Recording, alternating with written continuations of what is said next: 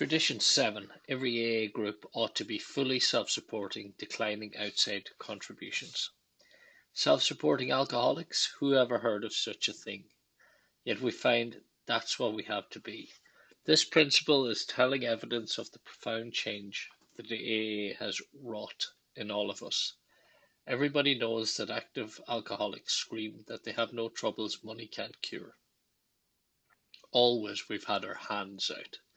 Time out of mind, we've been dependent upon somebody, usually money wise. When a society composed entirely of alcoholics says it's going to pay its bills, that's really news. Probably no AA tradition had the labour pains this one did. In early times, we were all broke. When you add to this the habitual supposition that people ought to give money to alcoholics trying to stay sober, it can be understood why we thought we deserved a pile of folding money. What great things AA would be able to do with it. But oddly enough, people who had money thought otherwise. They figured that it was high time we now, sober, paid our own way. So our fellowship stayed poor because it had to. There was another reason for our collective poverty. It was soon apparent that while alcoholics would spend lavishly on 12-step cases, they had a terrific aversion to dropping money into a meeting place hat for group purposes. We were astounded to find that we were as tight as the bark on a tree. So AA, the movement, started and stayed broke, while its individual members waxed prosperous. Alcoholics are certainly all or nothing people. Our reactions to money prove this. As AA emerged from its infancy into adolescence, we swung from the idea that we needed vast sums of money to the notion that AA shouldn't have any. On every lip were the words, "You can't mix AA and money.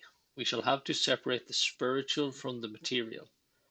We took this violent new tack because here and there members had tried to make money out of their AA connections, and we feared would be exploited. Now and then grateful benefactors had endowed clubhouses, and as a result there was sometimes outside interference in our affairs. We had been presented with a hospital, and almost immediately the donor's son became its principal patient and would-be manager. One AA group was given $5,000 to do with it what it would.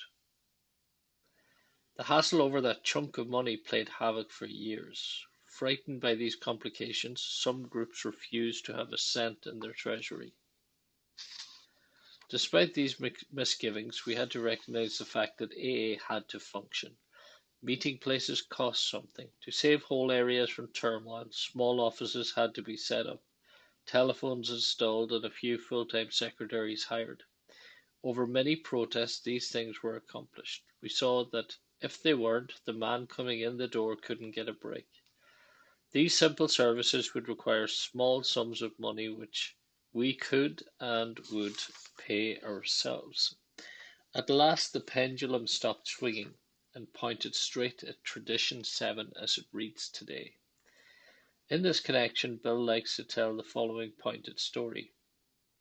He explains that when Jack Alexander's Saturday Evening Post piece broke in 1941, thousands of frantic letters from distraught alcoholics and their families hit the Foundation letterbox in New York.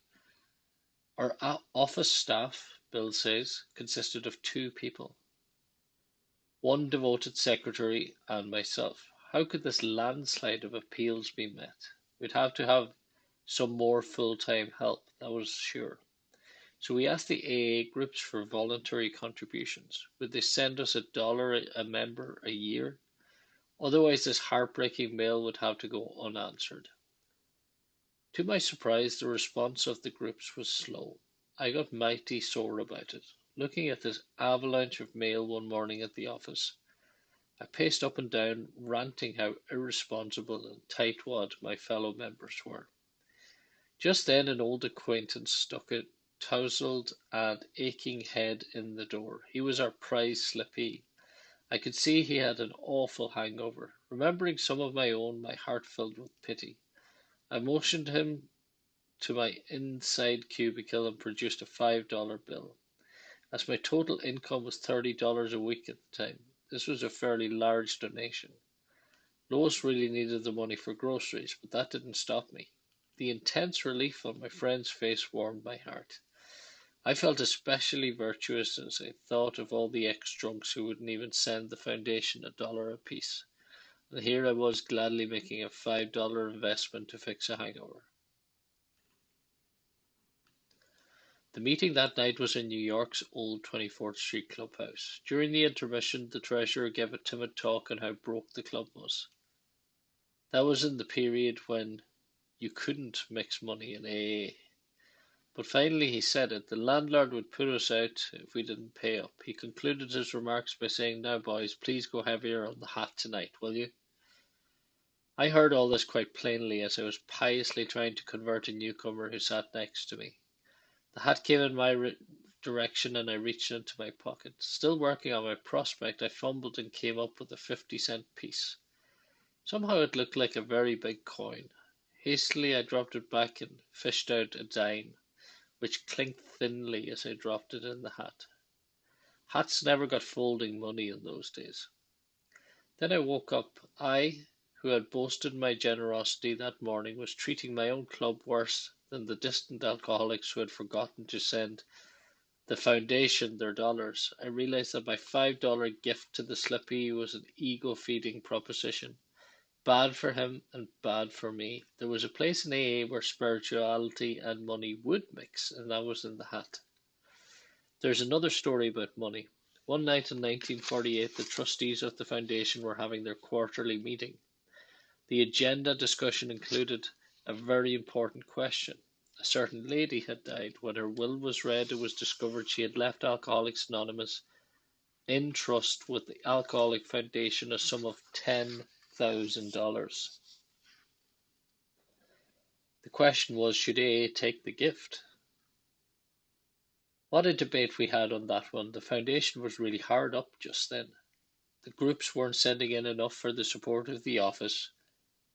We had been tossing in all the book income, and even that hadn't been enough. The reserve was melting like snow in springtime. We needed that $10,000. Maybe, some said, the groups will never fully support the office. We can't let it shut down. It's far too vital. Yes, let's take the money. Let's take all such donations in the future. We're going to need them. Then came the opposition. They pointed out that the foundation board already knew of a total of $500,000 set aside for AA in the wills of people still alive. Heaven only knew how much there was we hadn't heard about. If outside donations weren't declined, absolutely cut off, then the foundation would one day become rich. Moreover, at the slightest intimation to the general public from our trustees that we needed money, we could become immensely rich. Compared to this prospect, the $10,000 under consideration wasn't much. But like the alcoholic's first drink, it would, if taken, inevitably set up a disastrous chain reaction. Where would that land us? Whoever pays the piper is apt to call the tune.